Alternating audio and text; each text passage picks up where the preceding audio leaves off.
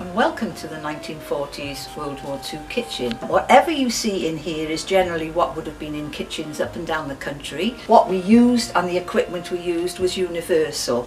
The first thing I want to show you is a ration book, and rationing came in 1939 for petrol, and then in the 40s it was brought in for food, for everything really, for people to be able to be the same throughout the country.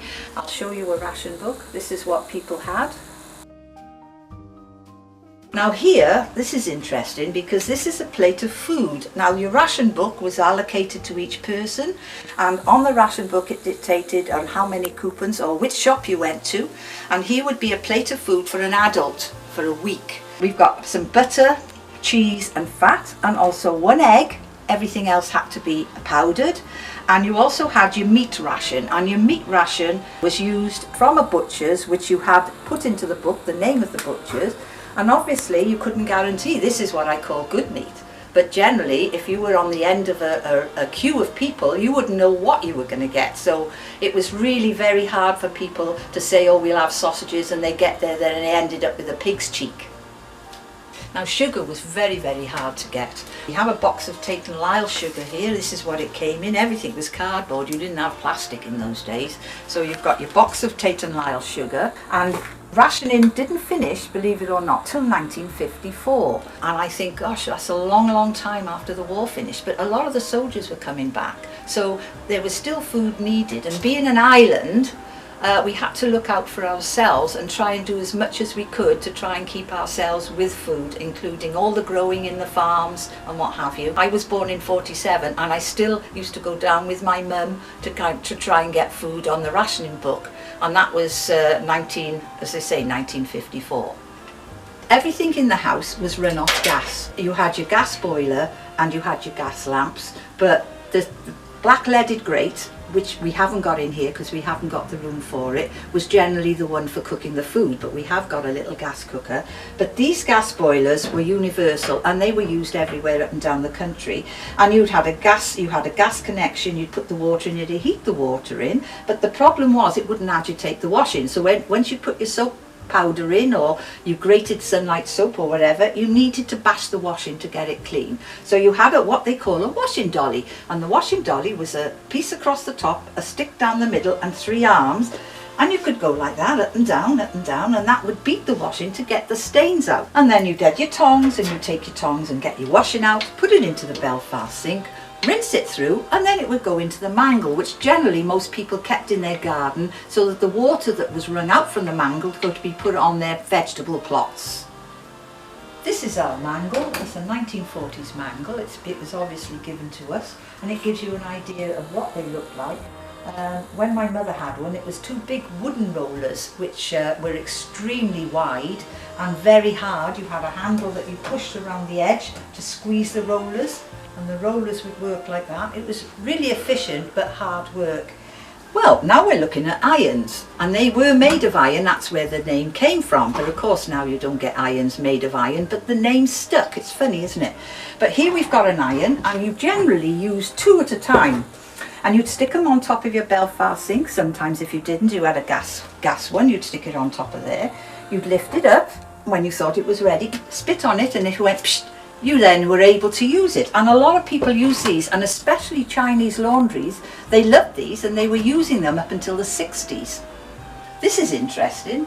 This is a China hot water bottle. Now this came through in Victorian times. It came through the First World War, and it was also used in the Second World War. You'd unscrew the top, fill it with water, and put it in the bed. They also used a brick, which they would warm up, and they would wrap a towel around it, and that would go in the bed as well. The only thing is, with something like this, you wouldn't put it in your bed and get into it, because if you bashed your toe on that, you'd absolutely break a toe, because it's not a nice thing to knock against. The Belfast sinks, everyone had one of these. They were solid, very, very heavy, extremely heavy, and inside there you would do your washing up, you would do everything that was needed. And also they used scrubbing boards, and scrubbing boards were generally used for collars and cuffs or anything that was really badly stained. And they could get something, maybe use Sunlight soap, and you could rub it onto your collars and cuffs and up and down there and swill it off in there, and it would be really good for heavy staining. But these were very popular, everyone had them. This has sadly come out of a garden, and it was used originally for flowers, so you can imagine it's quite poor in its way. But to try and get one of the year of the 40s is very difficult, because the modern ones aren't the same as these, they're not a different shape. Most people in Britain were very patriotic. They loved their pictures of the royal family, they loved Winston Churchill, but a lot of them had a picture, which you can see up there, of a soldier which is from the First World War. And you've got to bear in mind there was only 21 years before the end of the First World War to the start of the Second. Now, whether he's still alive, if he's quite young, he might have well had to go to war in the two World Wars, First World War and Second, depending on his age. But it's a lovely picture, and I thought it would be interesting to point that out. We've also got pictures of Winston Churchill. Winnie he was called, and he was very popular, but obviously after the war their government wasn't very good, and I'm afraid he was kicked out. Today you can still buy certain things that were for sale during World War II, and if you have a look here, we've got Sunlight soap which you can buy. You can also get canned coffee, but the tins are very interesting because all these tins, OXO. Now, OXO cubes were very popular because it was used to flavour food. We were running out of different types of things, and to have an OXO cube we were lucky because it made the food a bit more tasty. Up here we've got various tins. We've got the dried milk tin, the Cow and Gate milk food. There's still Cow and Gate now for various things. Now this is interesting. This is a tea tin. And you can get replicas, and this one is a replica. The others are real, but this one is a replica. Now people want to go into a place in Cardiff where you can buy all these tins because they like them displayed on their shelves in the kitchen because they're so attractive. Well, when I was telling you about the original fireplaces that would have been in, the black leaded grates, they started to introduce a little gas oven, and here is a representative, a little gas oven. It's very small, but it would fit into a small place because not everybody had big kitchens. I mean, this one's is extremely small, but it was very useful. Here you had your grill, and there was your oven, and inside there you would be able to cook a meal, which was tidier than having it onto a black leaded grate. Then you had your saucepans, and you could stick your kettle on the top as well, so whereas before you had to stick it on your black leaded grate, so it was much nicer to have it on here, and it was neater as well. This is a cobbler's last, and most people have these in their houses. We had to try and save money.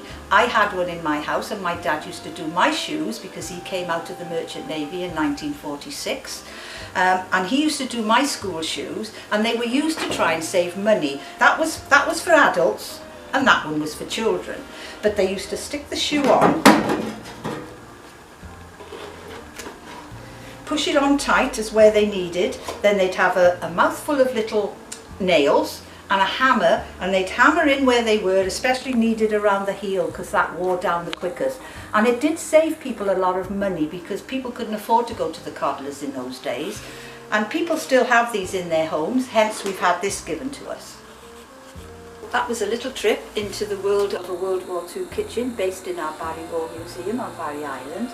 I hope you found it interesting. Please pop over and see us. We're open. Our opening hours are actually on our website. You're welcome to come and visit. It's free, and we'll be very pleased to meet you and show you around.